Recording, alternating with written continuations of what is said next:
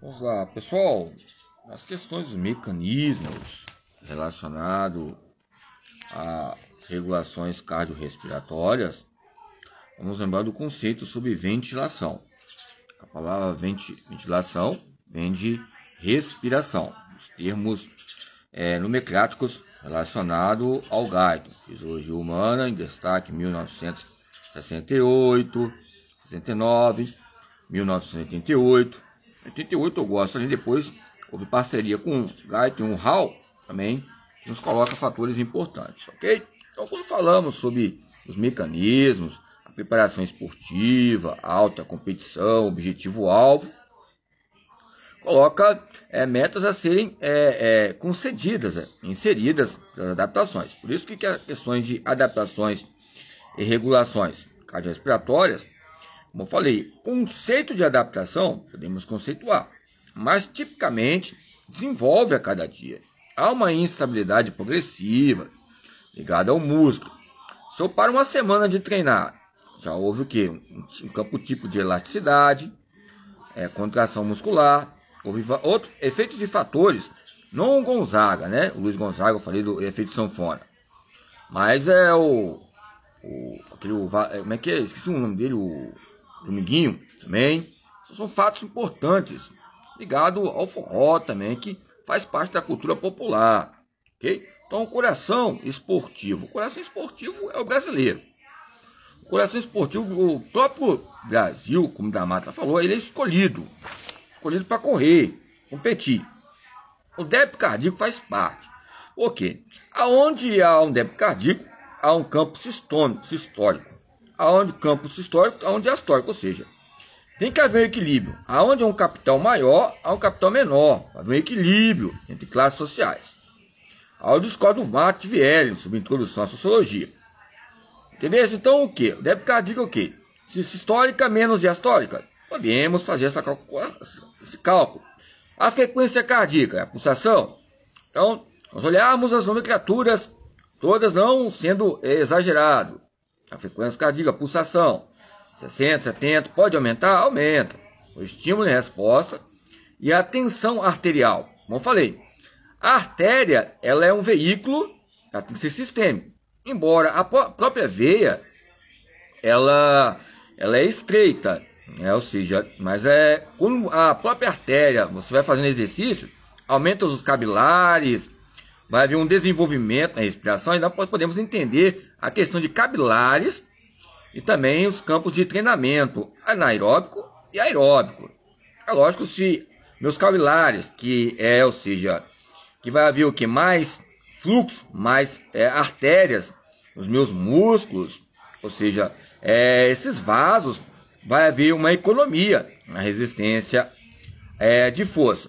Eu não coloco resistência de força aqui, eu coloco o campo típico anaeróbica e aeróbica e o tipo de forças ligado à força máxima. A força máxima, depois vamos chegar sobre esse assunto. Embora a força máxima é algo interessante, vou fechar um parênteses aqui, e tem alguns autores que falam até 4 repetições, 3 repetições. Tem outros que falam 6 repetições. Eu gosto do Platonov porque ele coloca a repetição que eles falam que é a força máxima como processo de hipertrofia. Embora ele é um alemão, né? Então, se você viu o alemão, já falei aqueles autores, o Menel, o Juget, o Menel, tem o Schnabel, Burt Schnabel, ok? Depois vocês procuram o Guter. Os dois estão com K, né?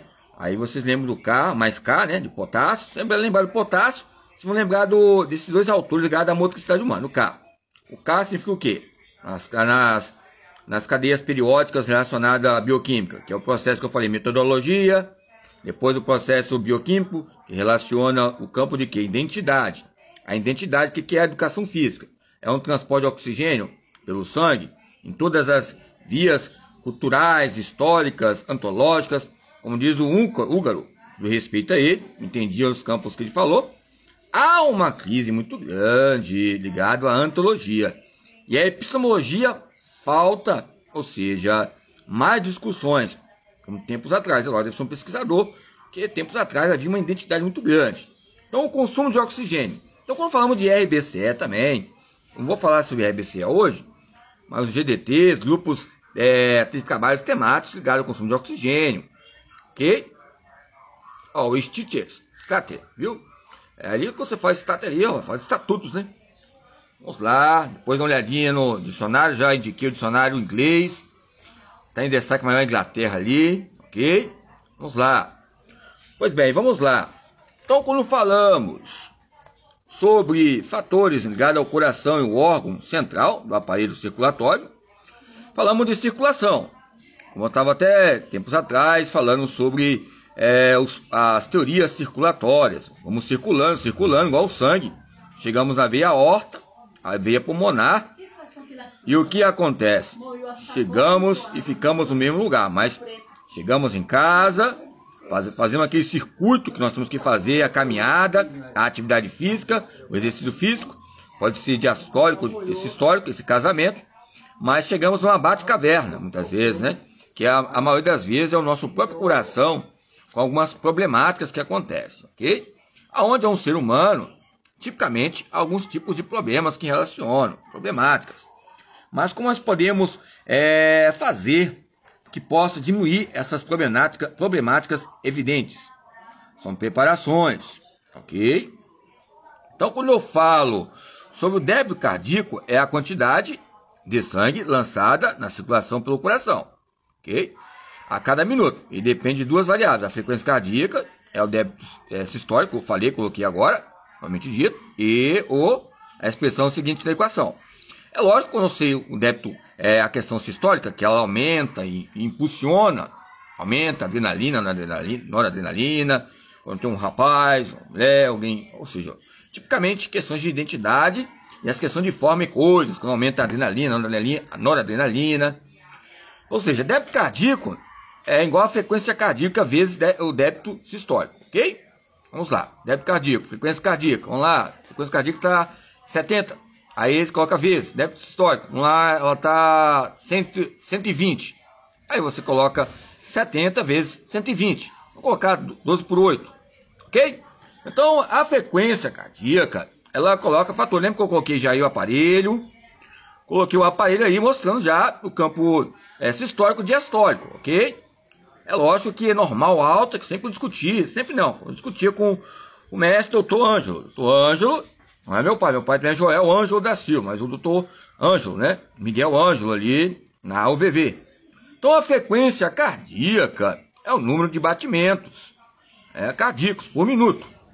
Ou seja, corresponde ao número de sistólicos por minuto, ok? É lógico você pegar um relógio, olhar o relógio assim, falar assim, olhar o tipo de relógio, falar assim, ó, pô, vou molhar aqui, uma olhada, eu vou analisar os campos ali no campo radial da articulação do pulso, e nessa articulação olhar quantos segundos, 10 segundos, 5 segundos, mas dá para você analisar quando não tem o que? Instrumento, ferramentas, meio de construção.